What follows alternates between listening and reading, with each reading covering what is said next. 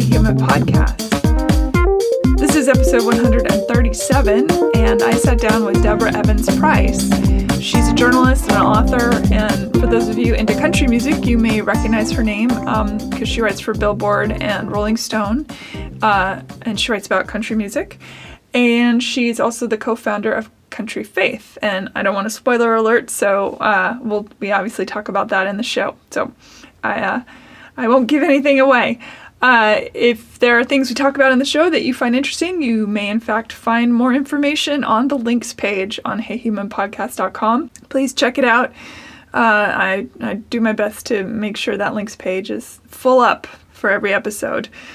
Also on heyhumanpodcast.com is the Amazon portal. If you shop Amazon, please do so through the Amazon portal. It helps support Hey Human. If you'd like to email me, you can do so, Susan@heyhumanpodcast.com. I'd love to hear from you. If you have a story you want me to know about, or if a friend of yours or someone you know has an interesting story, please let me know by emailing me.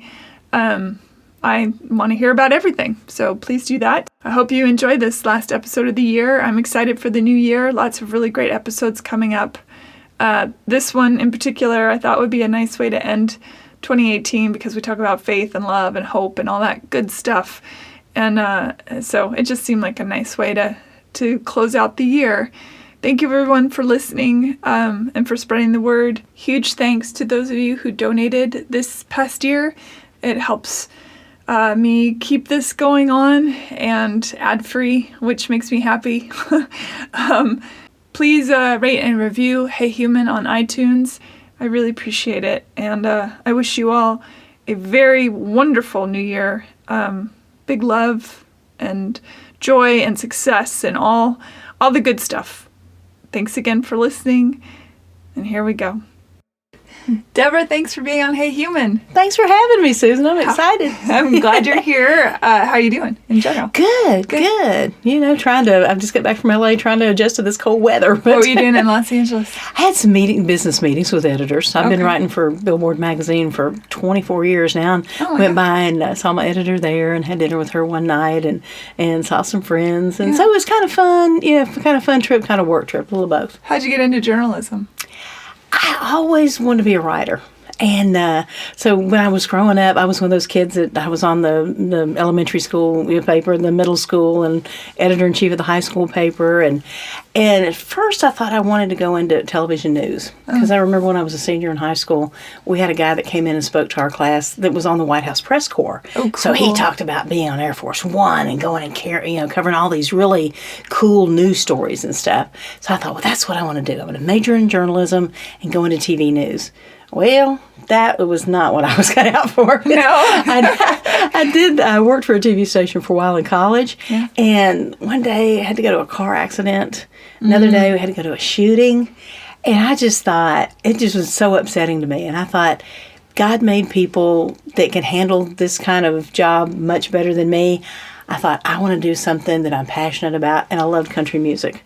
So I worked my way through LSU as a country disc jockey and started freelancing articles to like the Shreveport Times, Shreveport Journal, like all the local newspapers and stuff. Like if Dottie West was coming to town or Kenny Rogers, I'd get a phone interview and advance the date, set up the concert. Well, I love that you started as a radio person. That gives you an even more specialized understanding of the business and music itself. Oh, I loved working in radio. I mean, when I got that job at KRMD Shreveport, I thought, this is the life. I mean, I'm getting paid to play country music and talk to people. I mean, it's like, this is not work. Do you have any favorite stories from when you were doing interviews and on air and stuff? Oh, well, when you said favorite stories, the first thing that popped into my head is like, I just always believe the best in people, and I was never very wary of any danger. I think now that I'm older, I'm better about being more cautious.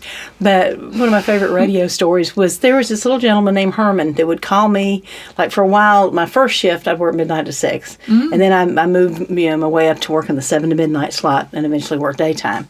But when I was working midnight to 6, there was this farmer named Herman that would call me every morning at 5 o'clock when he got up.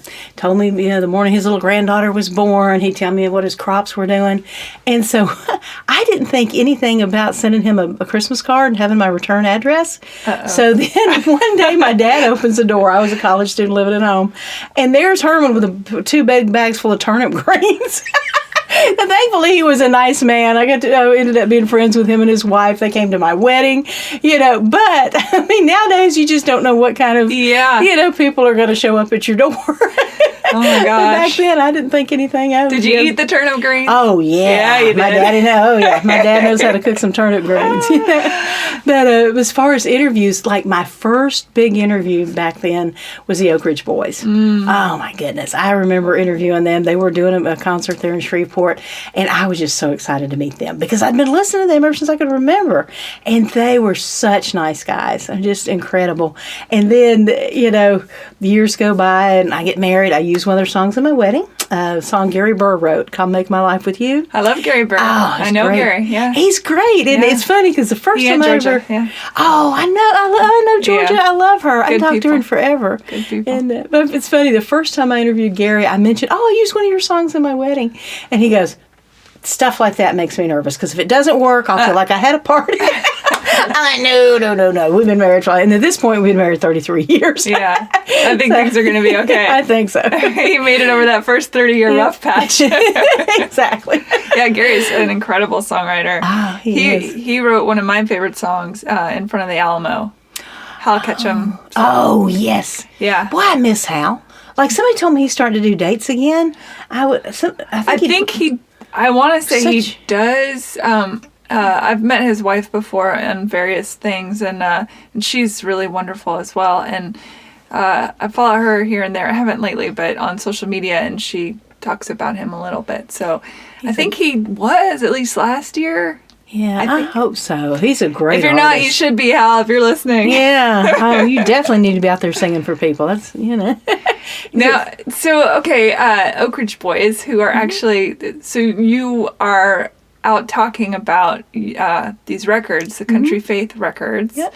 And they're on the first volume? Are they? They're on several. On several. Yeah, we have 8 different volumes out now. Okay. Yeah, and the Christmas album's actually our 8th project, and we've had 2. I know. Yeah, it kind of confuses me because they're coming fast and furious. We've had 2 new releases this fall. We did a Southern Gospel collection that came out in September, and then of course the Country Faith Christmas Volume 2.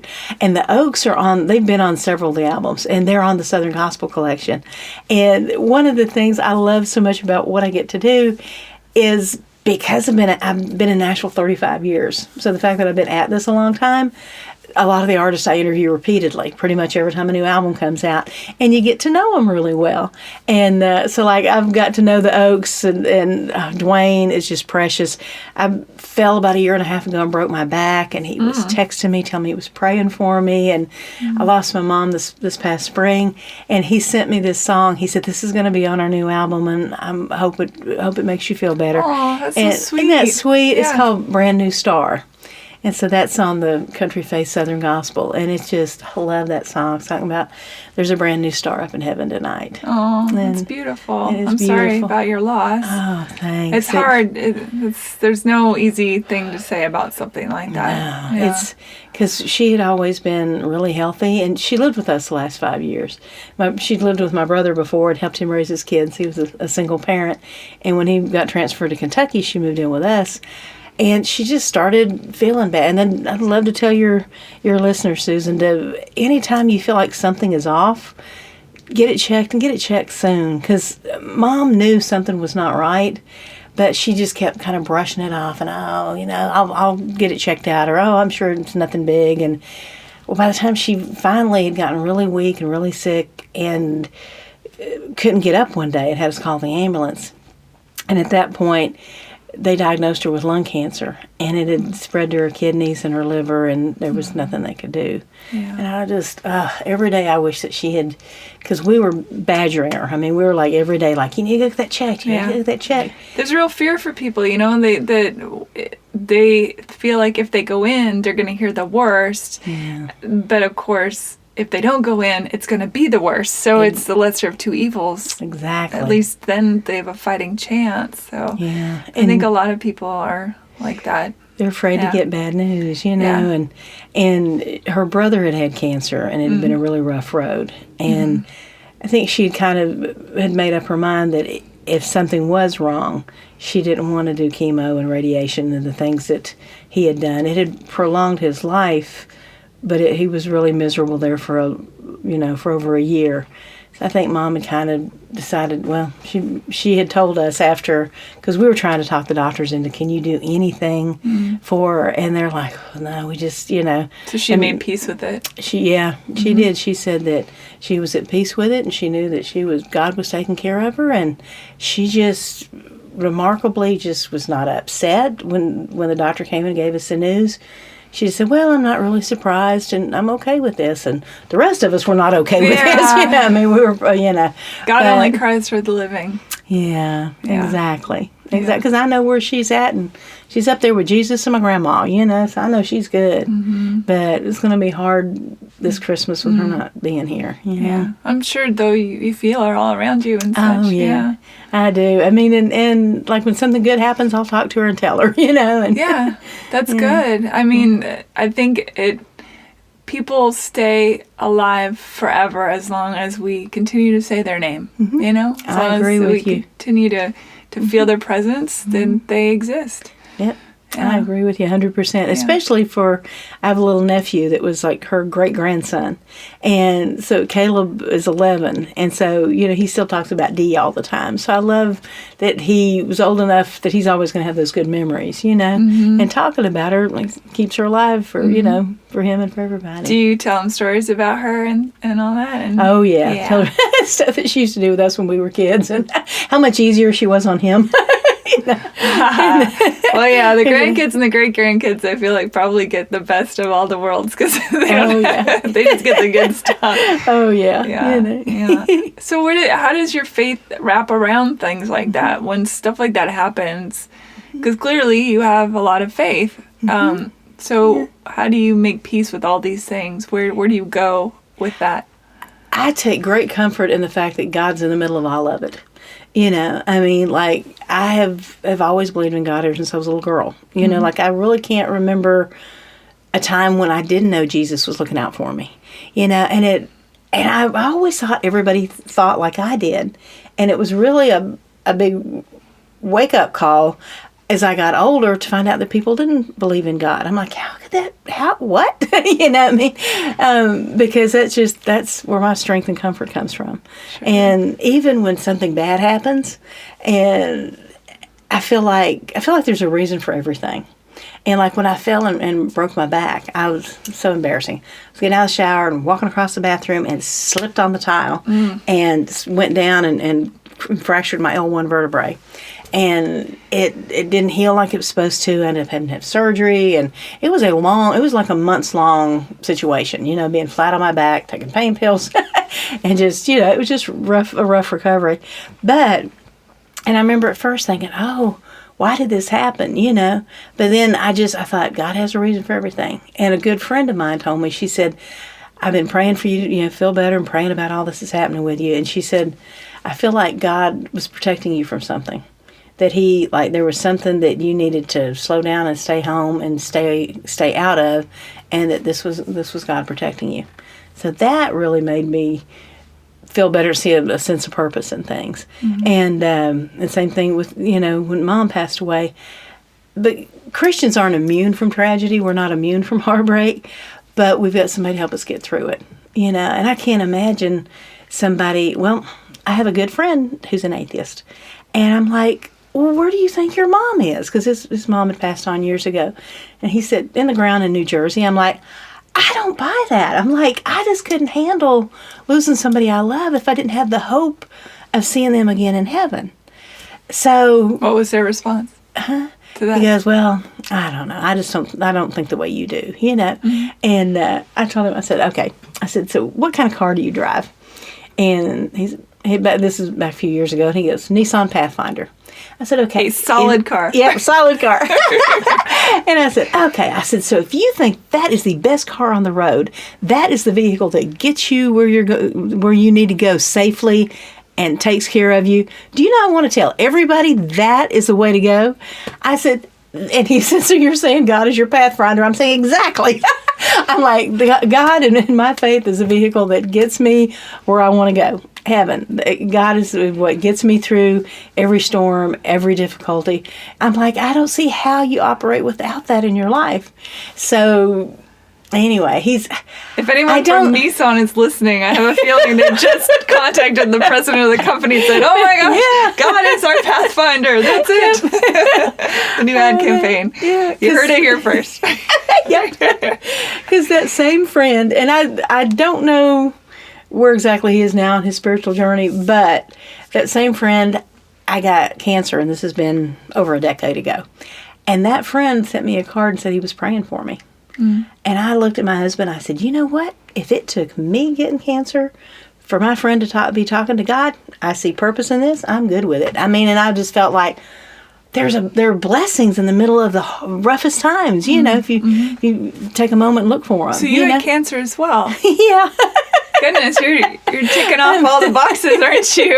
All the experiences. I had uterine cancer, and it was a total shocker. I just had gone into, for just routine gynecological stuff, and the doctor just thought, I'm in here checking things out. I'll do a biopsy.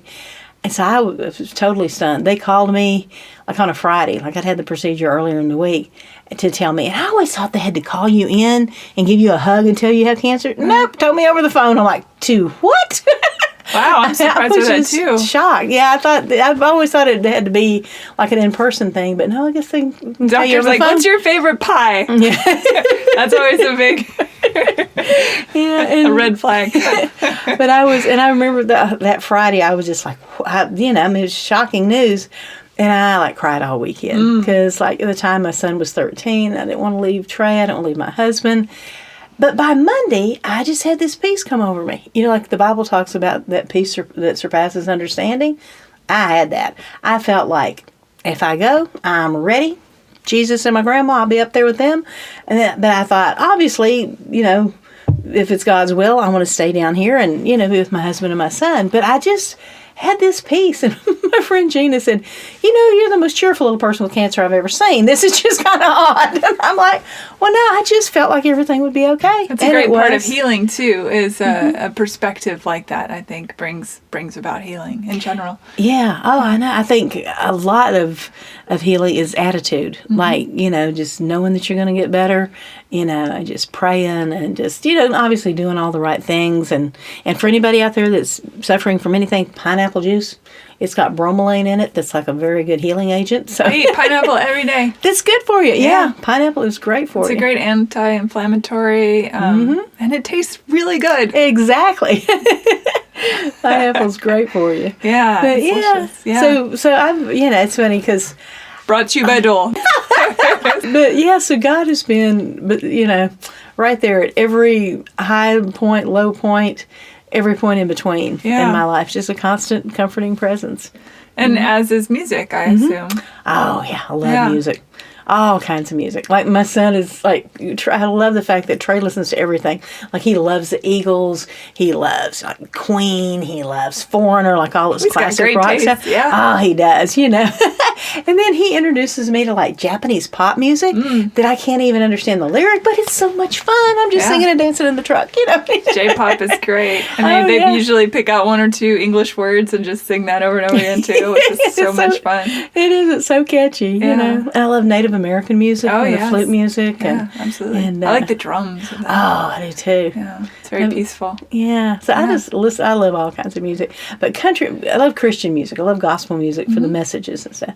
But I guess because I grew up on it, there's just something about country music. I love country music. Well, I was listening to Joe Diffie on the way over here. It's I just love country music. Yeah, that's good. It's good to be passionate about your projects. And how did this all start? Where did the country faith begin? It kind of all started with a phone call from my literary agent, a guy named Jonathan Clements.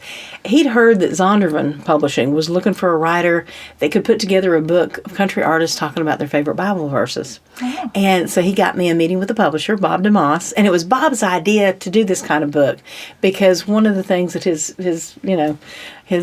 bosses had tasked him with was get people more engaged in the Bible.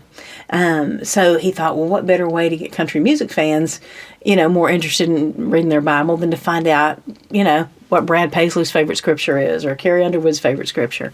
And so I got the deal, signed the contract. I had 3 months to make the book happen. So that was a lot of phone calls, emails, just talking to publicists, talking to, It's a neat project, though. Yeah. Oh, it was so much fun. I bet it was fascinating. It was, because some people, immediately knew what their favorite scripture was. Didn't even have to think about it. Like Miranda Lambert. When I asked her, I was actually interviewing her for another, the other project. And at the end of the interview, I kind of tacked it on and said, I'm working on this new book, asking people their favorite Bible verses. You can think about it and get back to me. He goes, I need to think about it. And told me what her favorite verse in Proverbs was. And do you remember what it is? I don't remember exactly. It's the one where it's talking about family and talking about being a good wife and being a helpmate and stuff. I wished I could remember it exactly. But, it was, something about family and stuff, which I thought was so cool. Yeah. And but then Carrie Underwood, when I asked her, she said, I have to think about it. Because she said, I really love the whole book. So I thought that was sweet, but everybody has a scripture or more than one, but that was, for a lot of people, that was hard to get it narrowed down to one scripture. And what's this book called? It's called Country Faith. Yeah. So that's what kind of kicked everything off, was the first Country Faith book. And we thought, it'd be really cool to have a companion CD. And so I had a friend at the time that was the head of Word Records. And he just happened to ask me one day after a meeting, he said, what else have you been working on? And I said, I'm doing this book. And I said, and we thought it'd be so cool to have a companion CD. He said, we'll do it. I'm like, really?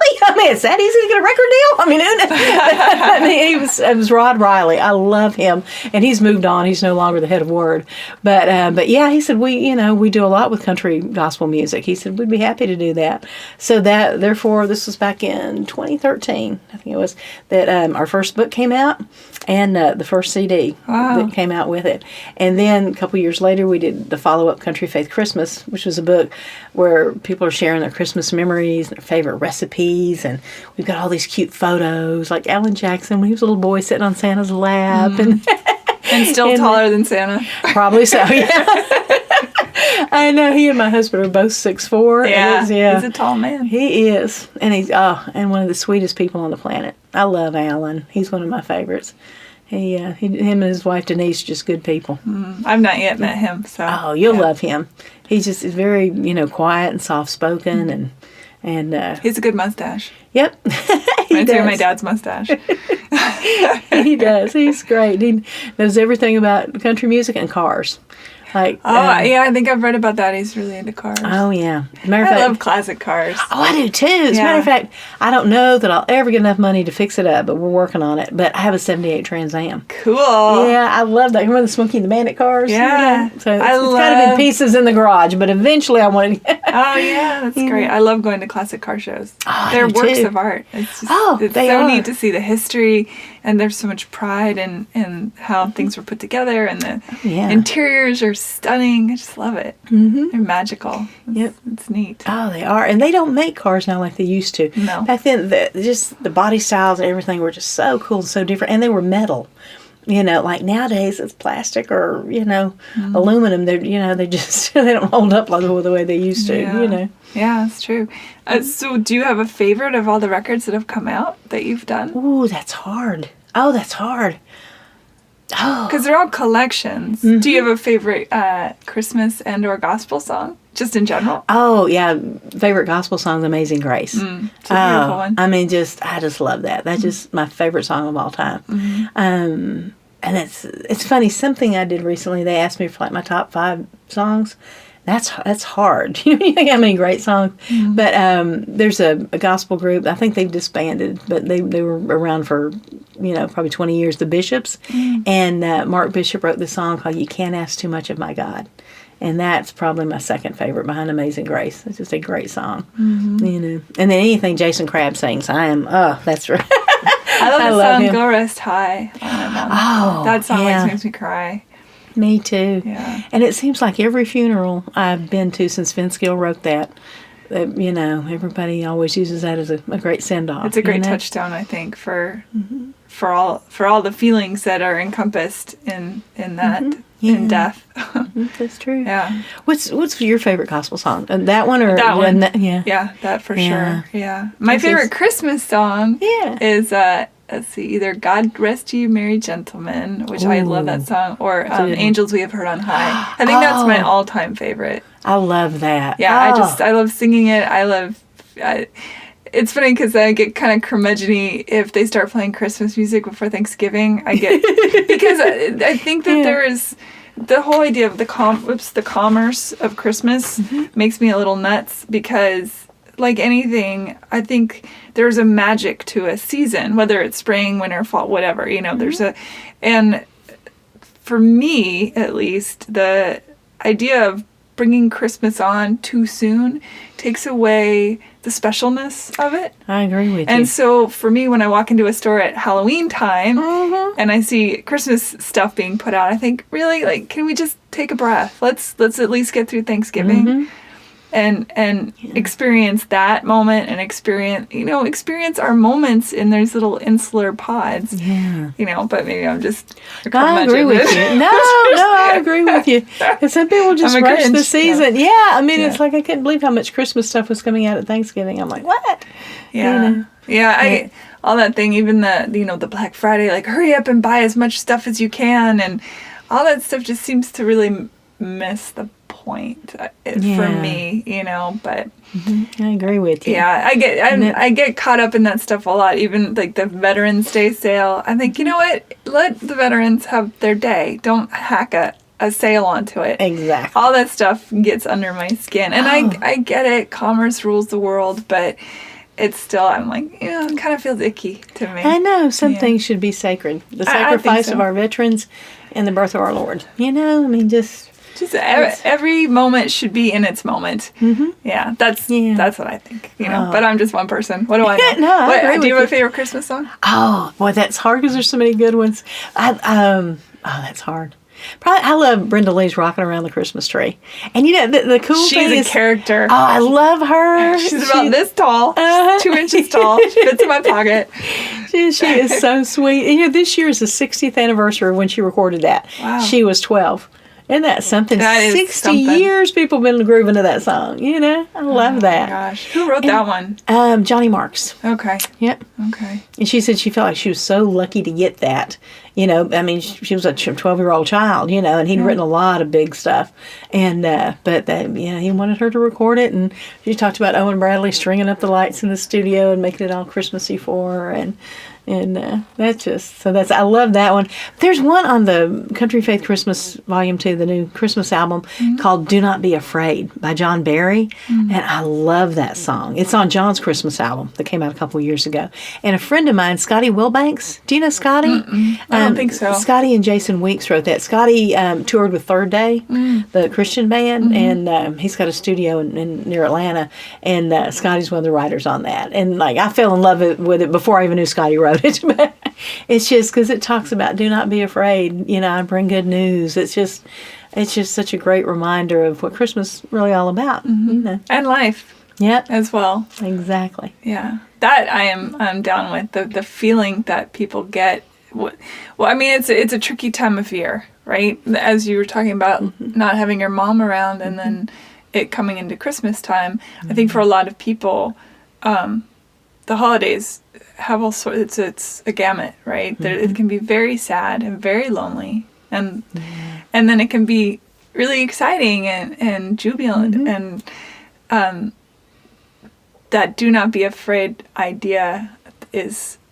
I think if people can find the thing that unifies us, all the different faiths have something going on during December. Yeah. And I don't know. I would like to see the world say, "Oh, let me just reach out and hold your hand." That's why I always love the Grinch Stole Christmas when the Who of Whoville gather around the tree, even though all their presents were stolen. Yeah. And they're all happy and full of joy and love. And again, Pollyanna me, but I just love that. And I would love to have that, carry through every day. Yep. That lack of fear of our brothers and sisters, I know. And there's just that feeling at Christmas, like people are just friendlier. People will say hello to total strangers or strike up conversations at the mall with people give they to don't charity, know. give to homeless, the food banks. Every year I just think, I wish that good feeling and that goodwill like was pervasive all year long, you know? Mm-hmm. Yeah. Humanity, it's a tricky thing, being a human being. We get caught up in our stuff and our fears that it's nice to remember that we're all in it together here and there. And music is a great unifier. I mean, totally. Whether or not you're a religious person, like, for example, I grew up in a house, my dad was not religious, but every holidays, we'd have the tree and stuff, but there'd always be Christmas music playing, and everybody was always singing it, because there's that great unifier that it just feels good. Yeah.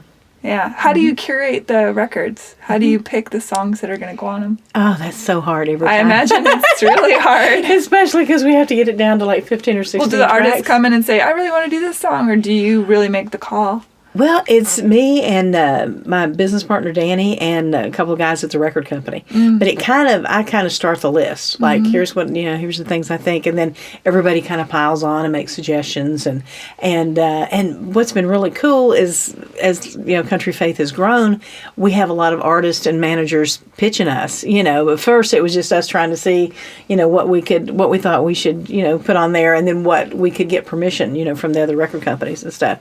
And but it's been great. Now we've got people saying, oh, I think you should, check this out. Maybe you want to use this. And that's wonderful that now people want to be a part of what we're doing, and they're actively trying to get on the albums, which is cool.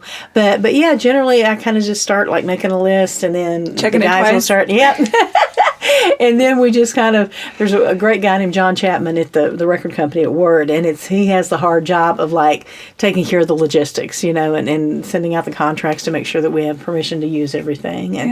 We just, and it's hard to cut it down. Like, even listening to the Christmas project, I'm thinking, I love this, but there's several more that I wish we'd had room for. Yeah. Well, and it has to have a flow. Obviously, a record needs a flow so that it feels good all the way through. Exactly. And we try to, sequence it to where, we've got up tempos, and I try not to put like all of the female artists at the beginning, but kind of intersperse, male, female voices and stuff, and just kind of a flow to the tempos and stuff. And lovely. Yeah. But I love the Christmas record. I love Country Faith America. We did a patriotic project. I think that came out about a year and a half ago. Really loved that one. And then we did Country Faith Love Songs back last year, and that was fun because it was songs of faith, from romantic songs, but from a faith-based perspective. Stuff like Wade Hayes has this wonderful song called "God Made Me to Love You," and I just think that's such a cool song. And it was an album cut, but I always loved that song, so it was nice to be able to pluck that off that album and give it extra attention. That's one of the things. Like on the Christmas record, we have a brand new artist named Liddy Clark that recorded "Do You Hear What I Hear" specifically for Country Faith. Oh, I know, she does such a great version. It's a good song. She and her producer just got in the studio and just made it a whole new song. It's just so cool, their arrangement. And so we try to not only have the big artists, Darius Rucker and Carrie Underwood and Chris Young, but Liddy on the new album, and Hannah Kerr, who's a new Christian artist. Hannah's on this record, and she's amazing. So it's nice to have the hits that people are looking for, but also, give them something extra that, introduce them to something good that they should be familiar with, Not only do you support seasoned veterans, as they say in the music biz, but new voices that are coming up. Yeah, we love to do that. I think that's so important. Like on the Country Faith America, we had this duo, American Young, that are incredible. I love them, so it was nice to be able to showcase, they've got some incredible music, know. So, is there a songbook that goes with the CDs? Like if people want to buy songbooks, they can play the songs from the particular records? No, but that's a great idea, Susan. Yeah. You're welcome. I'm going to be calling my buddy at the record company going, hey, John. Susan just had this great idea. I think it is a good idea because it's always fun to have those kind of songbooks when you sit down at the piano or the guitar or whatever to play along with the records. That's true. I think that's a fun thing. Yeah, people love to do that. Yeah. Thank you so much. Tell everybody how they can find you and all this stuff. Well, I am on Facebook under Deborah Evans Price, and check out countryfaith.com. Yeah. It'll tell you all about our previous books and albums, and we have a line of jewelry for, I'm a girl, I love jewelry. I was all happy about that. Yeah, absolutely. That's been kind of a fun little offshoot of the projects. But just check out Country Faith, and the albums are in Cracker Barrel. Every time I go in Cracker Barrel for some of that good country cooking, I go by the CD rack there, and I just can't help them. Every time we go in, I'm telling my husband, look, there's Country Faith. He goes, I know, honey, they're always here. I said, but it's new. I'm excited every time. It's new to me all over again. I love that little country store. You can find so much fun candy in there. Oh, yeah. That's what I was telling somebody yesterday. It's like you can find all the great candy that you grew up with that you don't see very much anymore, And they have that fun pin jumping game. Oh, yeah. I can never do that. Are you good at that, Susan? I'm pretty good at that one, yeah.